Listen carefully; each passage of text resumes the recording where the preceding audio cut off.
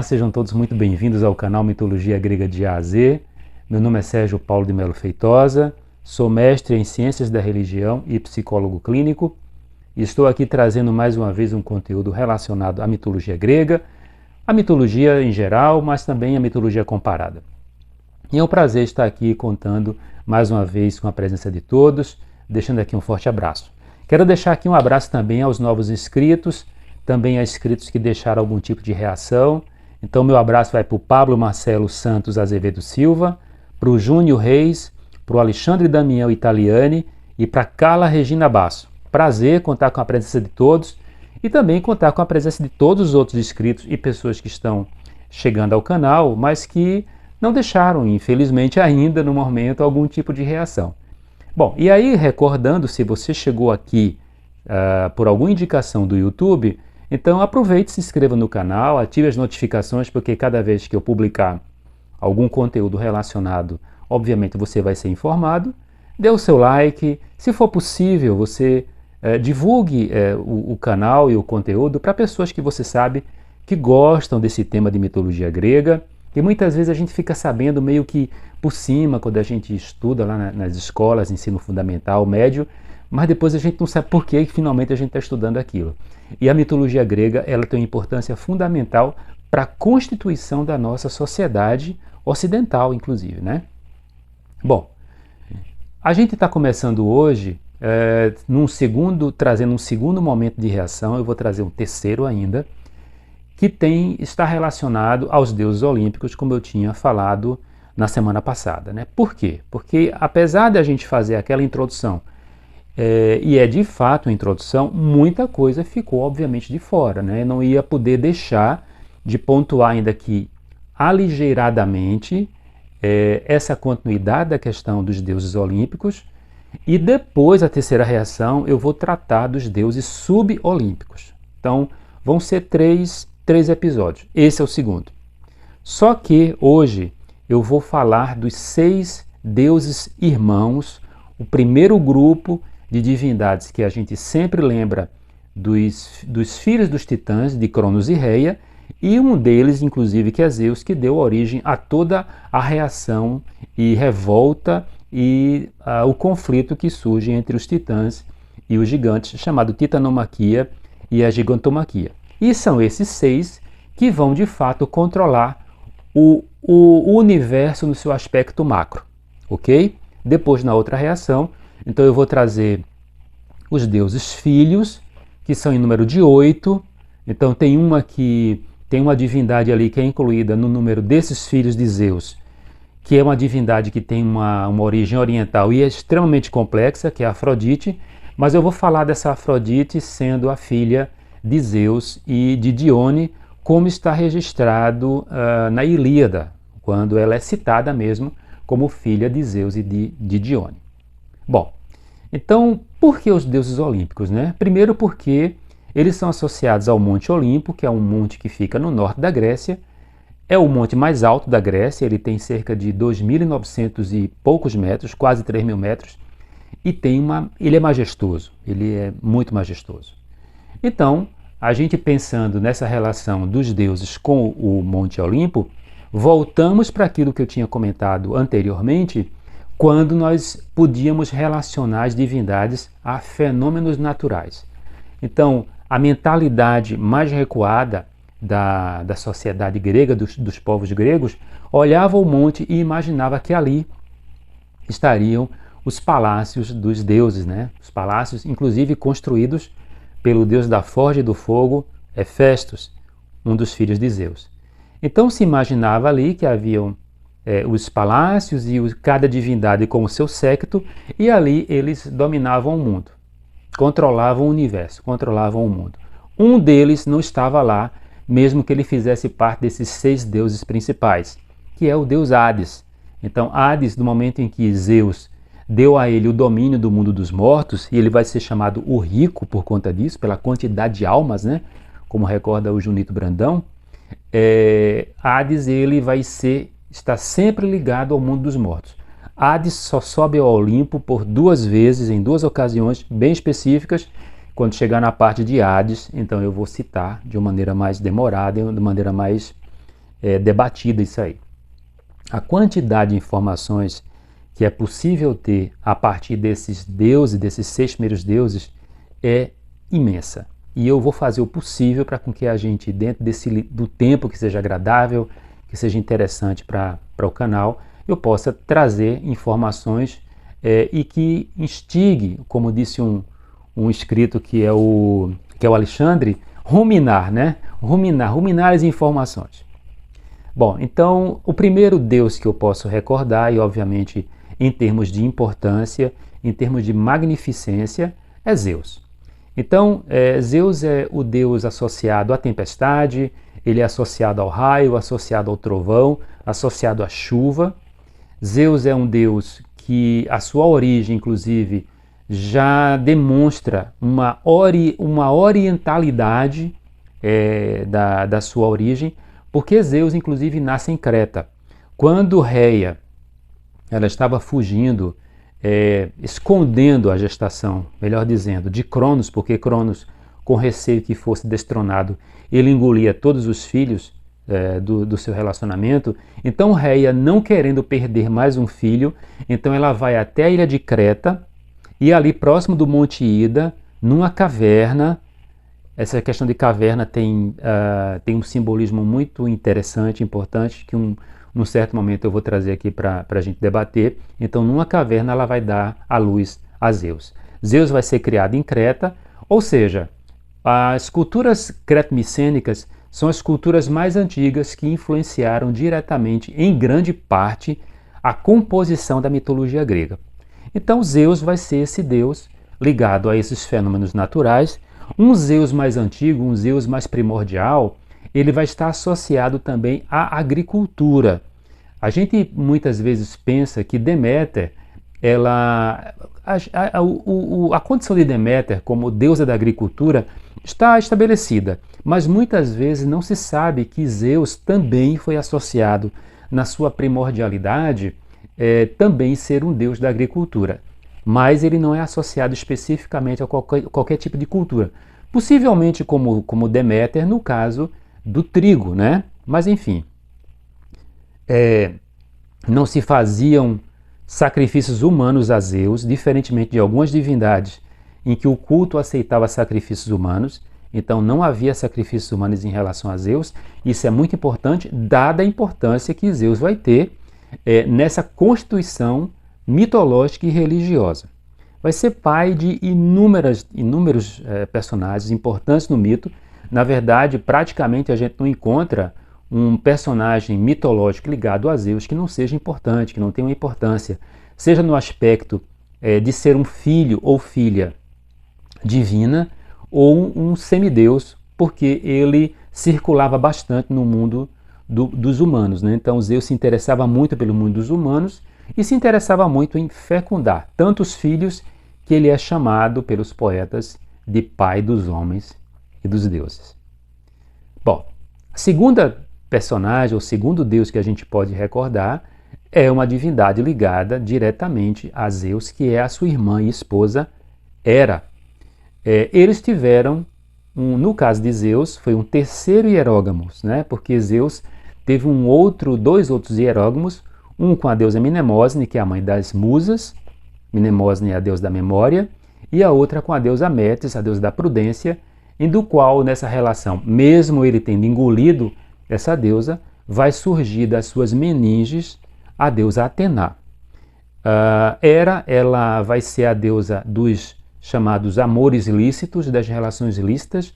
Ela vai ser associada à família, e muitas vezes os poetas relatam as cenas de ciúme e de perseguição que Hera perpetrava contra Zeus. Quando a gente pensa no caso de Hera como protetora da família, então observem que já nós estamos dentro de um estrato social muito mais elaborado, em que Zeus apresenta um comportamento anárquico de ser o grande fecundador, tá? Então Hera já demonstra no aspecto de ser a deusa familiar, resultado exatamente de uma elaboração maior dos grupos humanos, né? Família é o entendimento de uma constituição de pessoas que demonstra e exige uma elaboração mais complexa das sociedades humanas.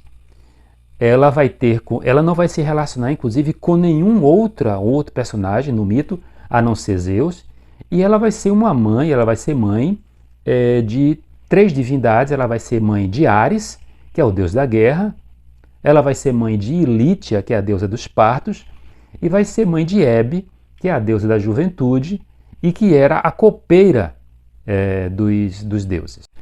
Bem, Hera vai ter um animal predileto, né, que é o pavão, assim como Zeus tem um animal predileto, que é a águia.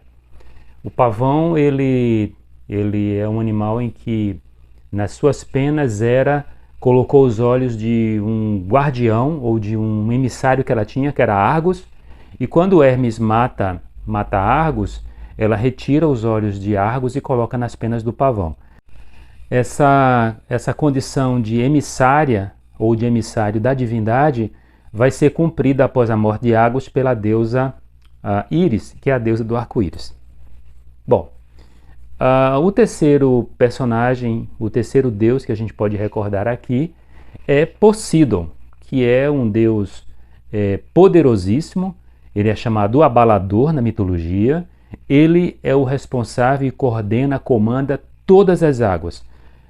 Zeus vai dar a ele a condição de ser o comandante, né? vai dar o comando dos mares e oceanos, mas os rios, que na mitologia grega era em número de 3.000, assim como todas as divindades, semidivindades que estivessem relacionadas às águas, estavam sob domínio de Poseidon, que era um deus que não tinha, assim, ele era um deus de poucos amigos, bem temperamental. Inclusive existem algumas situações que aparecem na Ilíada que retratam exatamente essa característica do deus.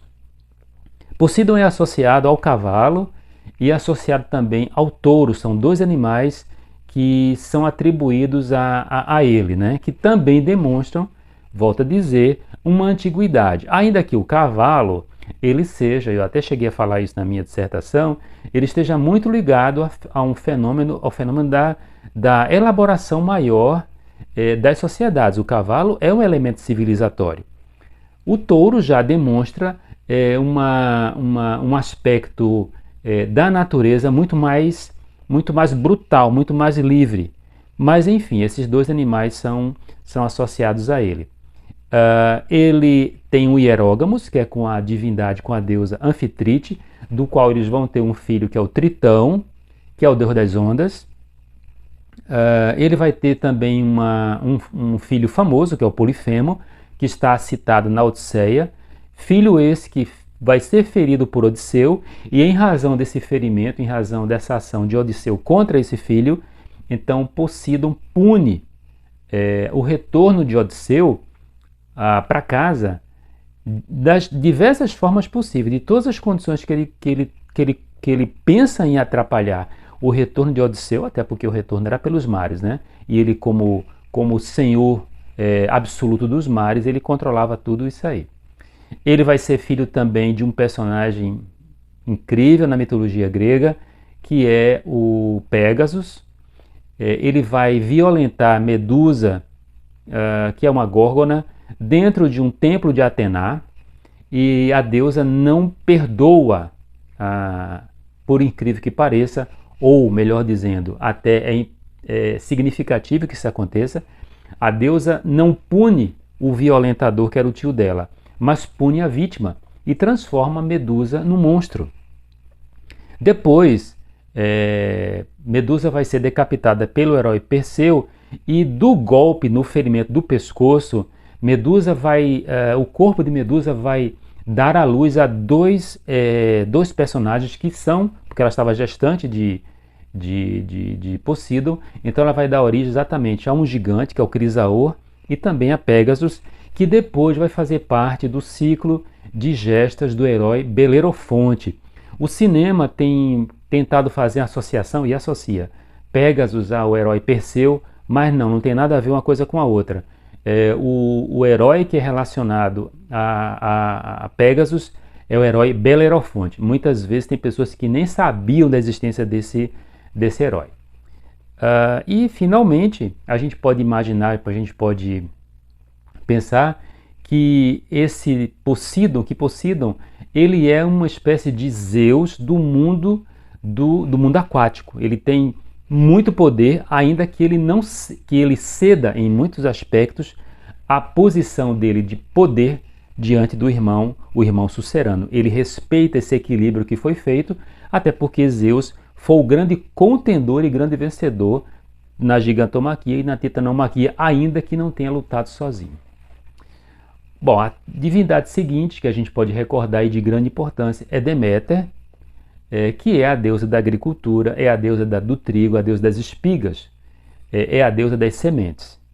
Deméter era uma deusa extremamente respeitada, ela vai ter um relacionamento com dois irmãos, né? Então ela vai ser mãe de Perséfone, que é filha dela com Zeus, e do qual ela vai ter uma relação íntima, muito próxima, uma relação inseparável praticamente, e ela vai ser violentada por Poseidon, porque Poseidon se apaixona por ela, tem grande interesse por ela, ela não queria qualquer tipo de envolvimento com ele, se transforma numa égua e Poseidon transforma-se num garanhão e violenta a irmã. Ela vai ser mãe de um personagem que é o Arion, ou Arion, que é um ser em que os mitógrafos, os poetas, não descrevem, não conseguem descrever.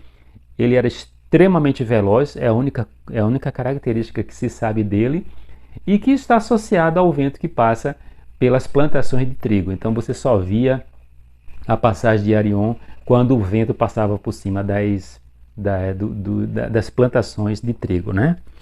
Deméter vai ser associada a uma relação na mitologia e na religião de mistérios, que são os mistérios de Eleusis, que está ligado ao período em que Perséfone desaparece do mundo. Ela não sabia onde estava. Perséfone havia sido raptada pelo tio Hades, pelo Hades, e ela não sabia. Então, no mito, esse período em que Deméter vai do mundo, do Olimpo até o mundo dos mortos praticamente, porque ela não consegue entrar, né? Mas ela vai até o limiar do mundo dos mortos. Em busca da filha, ele retrata um processo de iniciação, que é o chamado culto de Eleusis. Ela vai ser mãe também ainda de um personagem que é o Pluto, que é o deus da abundância, de um relacionamento, de uma paixão que ela teve por um herói chamado Iazão. E o Pluto, ele vai ser também ligado a um elemento que às vezes a gente vê até em pinturas, em estatuária, que é a cornucópia, que era um objeto mágico em que que produzia sem parar alimentos, frutas, produtos da terra sem parar, a cornucópia. O próximo deus nesse momento é o deus Hades, e o deus Hades, ele é um deus que tinha extrema importância, como eu disse num certo momento aqui, ele é chamado o Rico, e ele é o deus do mundo dos mortos. Hades, ele vai ter uma ação, inclusive o mundo dos mortos é chamado de Hades. Hades, apesar de ele ser o deus dos mortos, ele não representa na mitologia a morte. Então ele tem mensageiros da morte. O mais conhecido é Thanatos, que é aquele que é o ceifador, né?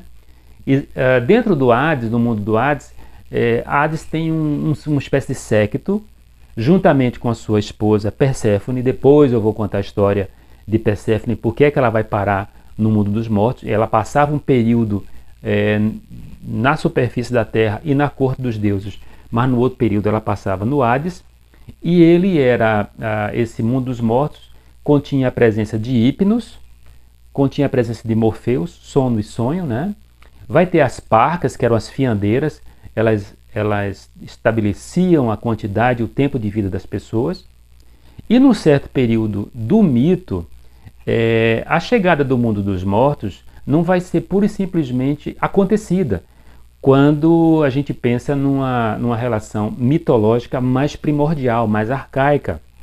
Então, se chega um ponto dentro do mito de se entender que quando a pessoa morria, ela tinha que passar por um julgamento. Esse julgamento ele era presidido, esse júri era presidido por Hades e 3 juízes, esses 3 filhos de Zeus, foram filhos de Zeus, Minos, Sarpedon e Radamanto. O Minos é aquele Minos lá da ilha de Creta, tá? Sarpedon não é o herói Sarpedon, é um outro Sarpedon. O Radamanto, ele é um personagem pouco citado, ou ele não chega, melhor dizendo, a ser reconhecido dentro da mitologia, com histórias, como vai acontecer com Minos e com Sarpedon, mas principalmente com Minos. Obviamente, como Hades representa a morte, ele não gerou ninguém, ainda que alguns relatos atribuem a ele 2 filhos de relacionamentos que ele teve em algum momento que ele esteve no mundo dos vivos, tá? Porque não pode haver vida no mundo dos mortos. Seria uma espécie de contradição, seria um anacronismo. E finalmente, para terminarmos esses 6 deuses, nós temos a deusa Héstia, que vai ser recordada ou vai ser associada a uma deusa dos romanos, que é a deusa Vesta, e que durante o período em que Zeus vai dividir o poder entre seus irmãos, Héstia não deseja ficar no Monte Olimpo. Héstia pediu a ele que desse a ela a condição de estar presente em todos os lares e também pediu ao irmão o dom da virgindade perpétua. Então, como aconteceu com o caso de Hera, a sua irmã, que vai representar a família, observem que essa divindade ela também já demonstra um extrato mitológico e, consequentemente, um extrato sociocultural mais elaborado quando ela vai querer ser associada às famílias, estar presente nos lares, estar presente nas casas.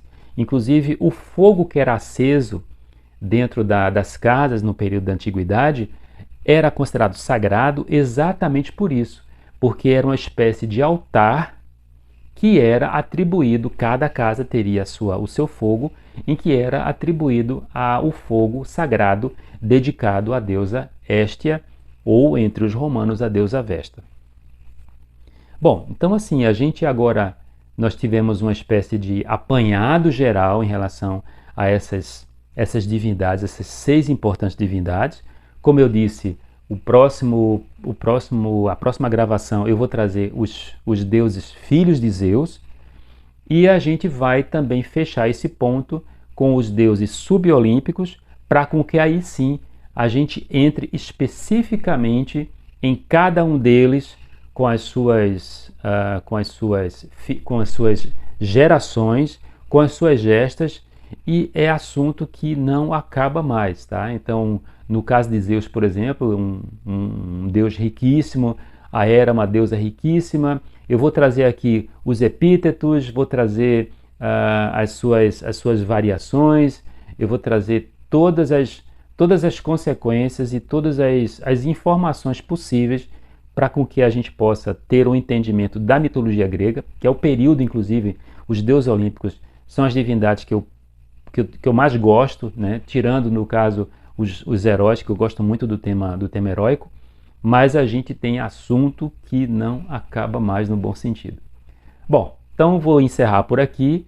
Se você chegou até aqui, acredito que você ficou curioso, interessado pelo tema. Se encontrar algum tipo de informação em relação à mitologia, alguma história que não se encaixe naquilo que você conhece, não se preocupe. O mito ele tem inúmeras variações, então não existem, como eu disse numa vez, numa gravação, não existe história errada na mitologia grega, porque como não eram histórias escritas, e também não podia haver a escrita, né, porque não podia haver a revelação, que é uma característica de algumas religiões, não precisava, não é que não podia, não precisava haver revelação dos deuses para os homens, porque os homens eles eram consequência dos deuses. Então, consequentemente, tudo aquilo que o homem fazia, ele poderia, se ele tivesse visão para isso, se ele tivesse sensibilidade para isso, ele estaria vendo o Deus, ele estaria vendo a divindade.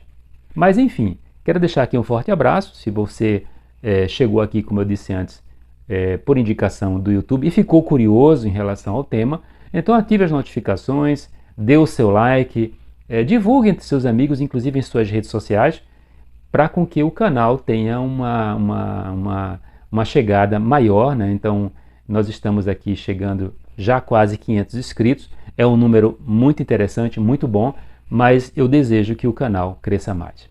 Um forte abraço a todos, um prazer estar aqui mais uma vez com esse conteúdo de mitologia grega e vamos para a próxima reação com os deuses olímpicos filhos e os deuses subolímpicos. Um forte abraço e até breve.